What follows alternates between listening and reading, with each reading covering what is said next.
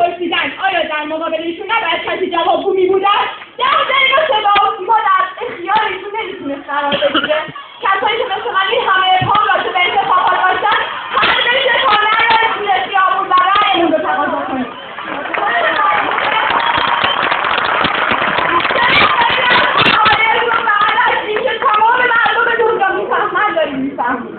من دانشجوی دانشگاه نیستم، دغدغه‌ای هم ندارم که قراره وکیل بشه، ولی دارم میگم چرا خیلی دیر حقایق رو میفهمیم؟ چرا؟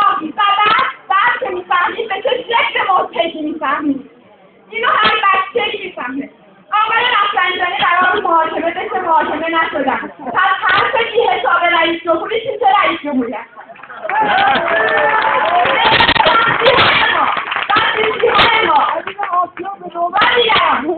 مردم و لحظه‌های تهران به اون بحث‌هایی زدن از چی حکم گرفتن؟ طبق کدوم قانون؟ مگر ما نیروی انتظامی نداریم؟ اونا که بدتره.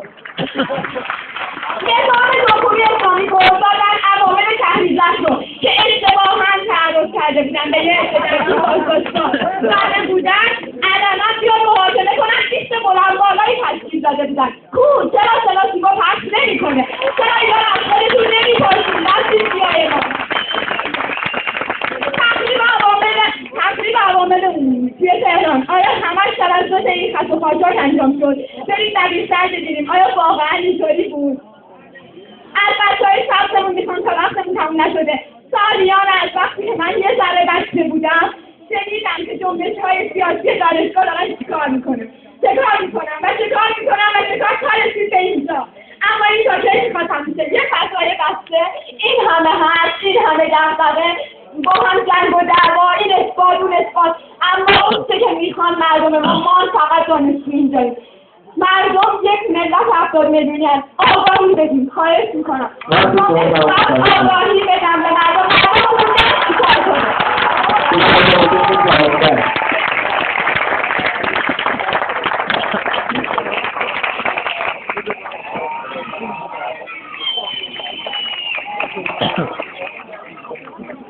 دوستان علامتی در اثر حفظ بفرمایید و خیلی کم دارید. بفرمایید. آن دلمه منانی دارام نگیریم موجی یا نگیریم ما.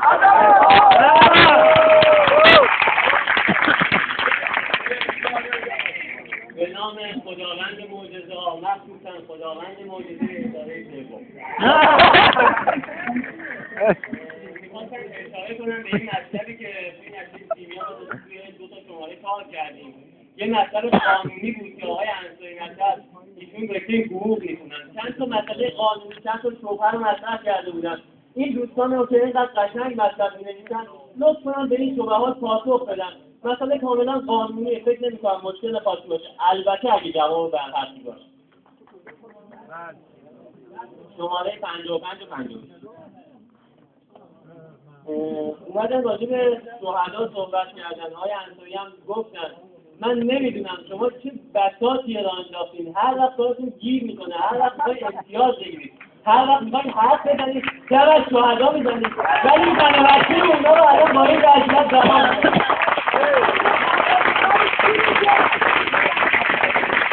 از خرابکاری ها حرف زدن.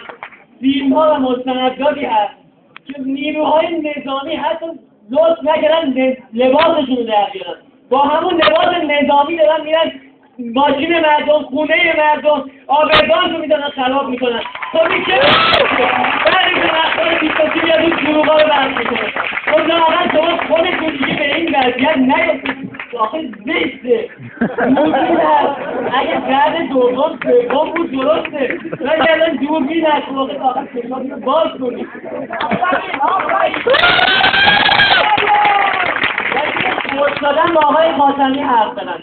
من همینجا میگم ما همه به مقدس سازی اعتقاد نداریم. آقای خاتمی، آقای موسوی و هر کسی که بخواد از آرمان‌های خودش کوتاه بیاد ما جلوش نیستیم.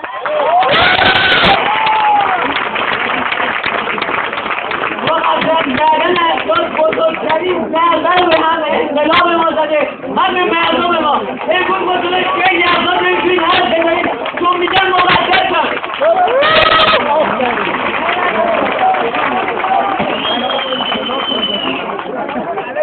راجع به اسلام صحبت می‌کنیم.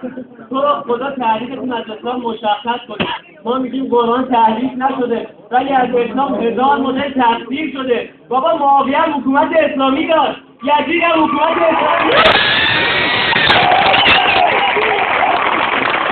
شما میگید به اسلامتون رسیدید، خب به کدوم اسلام رسیدید؟ این که فقط نهتون یه دنگ است، واقعا این که اسلام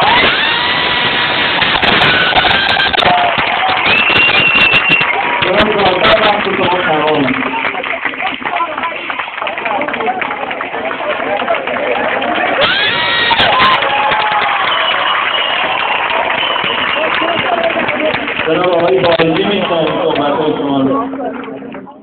جناب بایزی تشریف دارید؟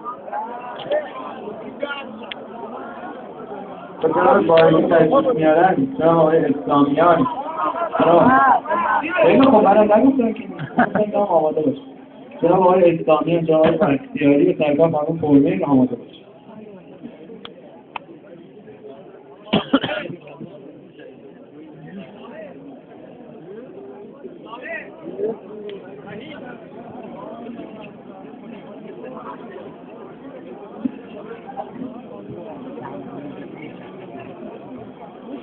باز بوی باورم خاکستری، صفحه‌های دفترم خاکستری. پیش از اینها حال دیگر داشتم، هرچه میگفتند باور داشتم.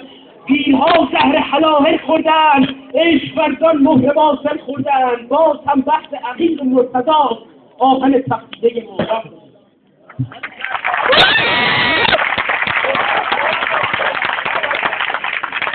من زیاد خوب بلد نیستم حرف بزنم، فقط دو تا نکته بهتون میگم واسه من خیلی جالبه که همینجا هم ما تقلب رو داریم میبینیم. این آقا این خانم اومده بالا و میگه من وقتم رو میدم به اون یکی، یعنی ما اینجا هم داریم تقلب رو